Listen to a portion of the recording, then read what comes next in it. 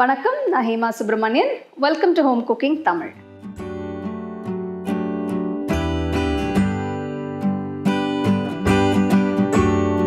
இந்த double beans நீங்கள் ஃப்ரெஷ்ஷாகவும் வாங்கி செய்யலாம், இல்லைனா உங்களுக்கு மார்க்கெட்டில் வந்து ட்ரை பீன்ஸாகவும் கிடைக்கும். உங்களுக்கு ஃப்ரெஷ் பீன்ஸ் கிடைக்கலன்னா இது நீங்கள் ஓவர் நைட் சோக் பண்ணி தண்ணியில் அடுத்த நாள் செஞ்சுக்கலாம்.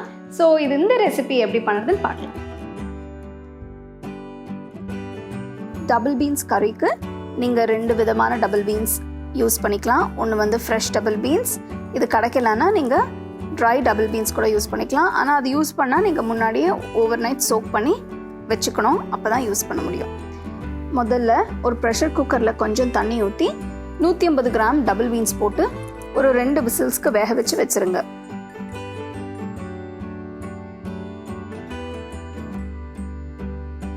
பார்த்தீங்கன்னா பீன்ஸ் நல்லா வெந்திருக்கு. இந்த வேக வச்ச தண்ணியை ஊற்றிட வேண்டாம், வச்சுக்கோங்க, நம்ம கறிக்கு யூஸ் பண்ணிக்கலாம்.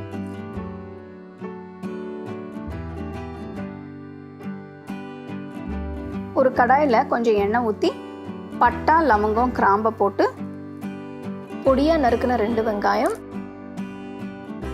2 பச்சை மிளகாய் இது போட்டு நல்லா வதக்கணும்.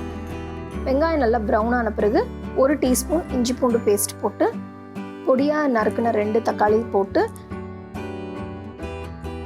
அதில் தேவையான அளவு உப்பு சேர்த்து மஞ்சத்தூள், காரம் இதையும் சேர்த்து நல்லா வதக்கணும். தக்காளி கொஞ்சம் வெந்த பிறகு வேக வச்ச டபுள் பீன்ஸை ப்ரெஷர் குக்கர்லேருந்து இதில் போட்டுக்கோங்க. போட்டு கொஞ்சம் தண்ணி ஊற்றி மீடியம் ஃப்ளேமில் வச்சு மூடி வச்சுருங்க.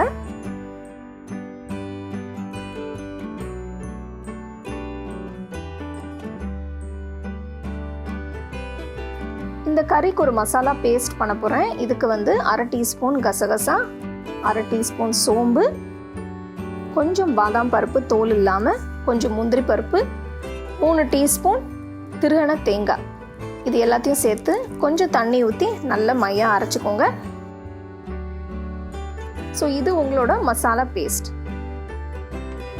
இப்போ அரைச்ச மசாலா பேஸ்ட்டை இந்த டபுள் பீன்ஸ் கறியில் ஊற்றிடுங்க. இப்போ பார்த்தீங்கன்னா கறி நல்ல திக்காக இருக்குது. இதில் இன்னும் கொஞ்சம் தண்ணி சேர்த்து கொஞ்சம் கிண்டி ஒரு 10 நிமிஷம் மூடி வச்சுருங்க.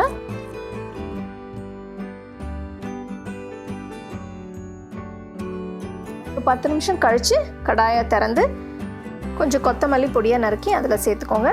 இப்போ டபுள் பீன்ஸ் கறி ரெடியாக இருக்குது. இது நீங்கள் சப்பாத்தி, பூரி இல்லைனா ரோட்டி எது வேணால் வச்சு சாப்பிட்லாம்.